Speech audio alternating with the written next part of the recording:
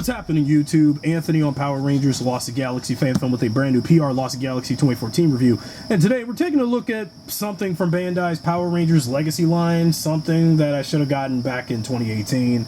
Or not, because, you know, this was something I didn't ask for, but it just, you know, something I'm going to go over real quick.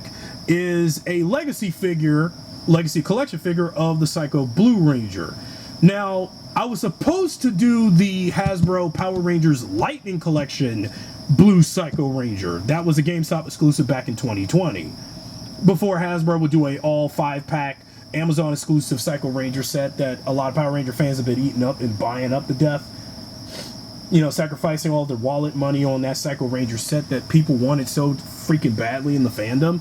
Now, here's a little story how I ended up with this Legacy Blue Psycho Ranger and not the Lightning Collection one. You know, as I was going through every single Lightning Collection Power Rangers figure thing that Hasbro put out, I wanted to get the Lightning Collection Blue Psycho Ranger. When I got a package for several Power Ranger items I ordered on Amazon over the summer, when I opened the package, I was disappointed to find that I ended up with an old Bandai Psycho Blue Ranger from 2018 instead. And I should have gotten the Lightning Collection one. Now, I mind this, but whoever the Amazon seller I got this from got this whole thing all wrong. I mean, it's alright, but I'm just like, this is not what I asked for, but I'm going to review it anyway. For anybody who had the Psycho Rangers from Bandai before, you know, Hasbro took over.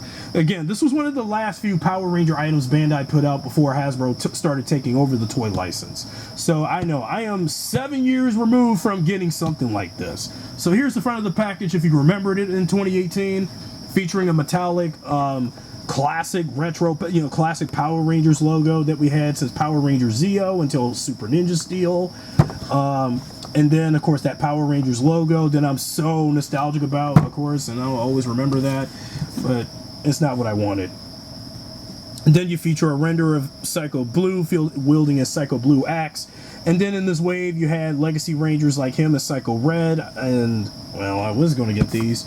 But, you know, again, when Bandai still had the license before Hasbro took over, of course, they had little to no time to put out Psychos Pink and Yellow in the Legacy line, because if they did do those figures, they would not sell well. But that's why, thank God for Hasbro, but even Hasbro gave up doing the Lightning Collection. So, let's unleash Psycho Blue to take down any Blue Rangers, even if this is not the Hasbro version. What was you expecting, Santa Claus? Do you think we're ever gonna fall for that parlor trick? Oh, shut up. Okay, now that we got Psycho Blue out of the package, even though, yeah, wait until I get a Lightning Collection one proper. This is all he came with, his axe. So this is the only accessory that he came with.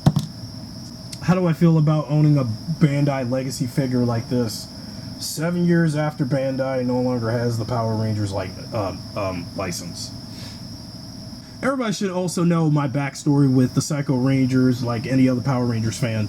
You should know that I was one of those many Power Ranger fans in the background that had always wanted a Psycho Ranger, you know, wanted the Psycho Rangers as action figures. Because 2018 was not only the 25th anniversary of Power Rangers, but it was also the 20th anniversary of Power Rangers in Space that year.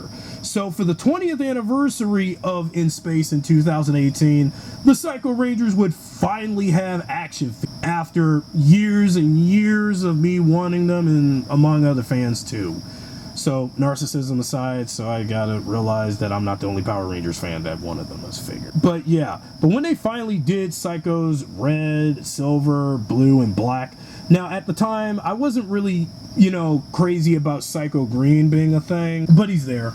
And he also exists in the comics, but before that, I need to make this clear that Psycho Green was actually somebody's Power Rangers cosplay before Saban wanted to make money off of it and have Boom Studios incorporate a Psycho Green Ranger into comics and Power Rangers lore. Because, yeah, Psycho Green didn't exist during In Space and Lost Galaxy, so, well, they had to come up with a Psycho Green Ranger and make him officially a part of Power Rangers. But now we may have had the Psycho Ranger guys, but sadly we didn't get Psychos Pink and Yellow in this collection because, well, Bandai was running out of time to put out any more product even beyond the 25th anniversary going into 2019.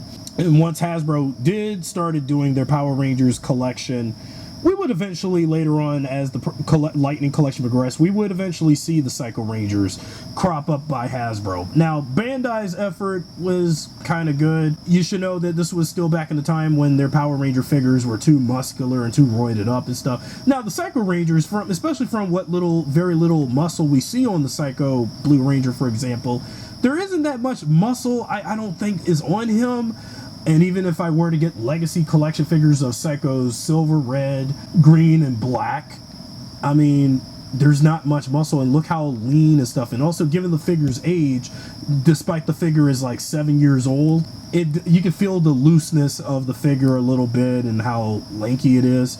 But his articulation joints haven't been so kind over time too, 7 years after the figure, and his joints have gotten a little loose too. And again, this was still in the time when Bandai was showing the worst of their collector's line for Power Rangers. And again, the collector's line they had was great in the beginning, but as the 2010s was winding down, and as they was winding down with the Power Rangers license, the quality of their figures and everything started to show its horrendousness, and showing the point that they were starting to give up. So let's take a look at his articulation, and that's about it, because again, there's not much you can do with this figure. This is not the Lightning Collection one like I wanted from whoever the Amazon seller was, but here we go. So his head, you can tilt his head up and down, you know, great articulation on that head, left and right, turn his head all around just like Psycho Red back into the 10th Power and Lost Galaxy. Abdomen crunches, what you would expect from a Bandai Legacy Power Ranger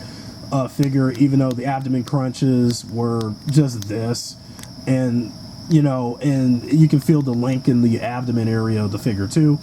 Elbow crunches were good, but even though people say Hasbro did a better job at that department than Bandai did, then you had the elbow crunch on this arm, and then you can, spread them legs out because you got some, fast moving on the legs and arms and stuff, because it's just the quality on these figures were, now at the point Bandai was just fully giving up on Power Rangers.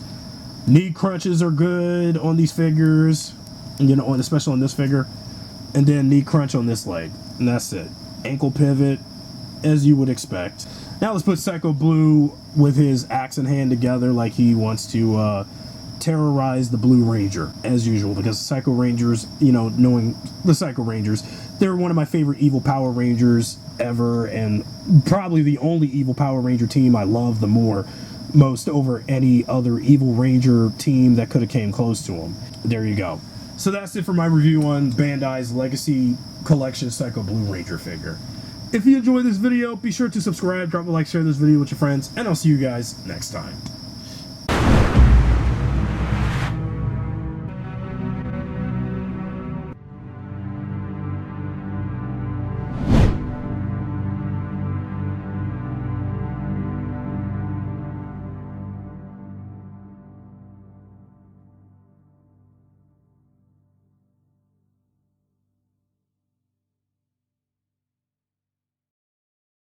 Haha, you ain't going nowhere! Not even close. God damn it.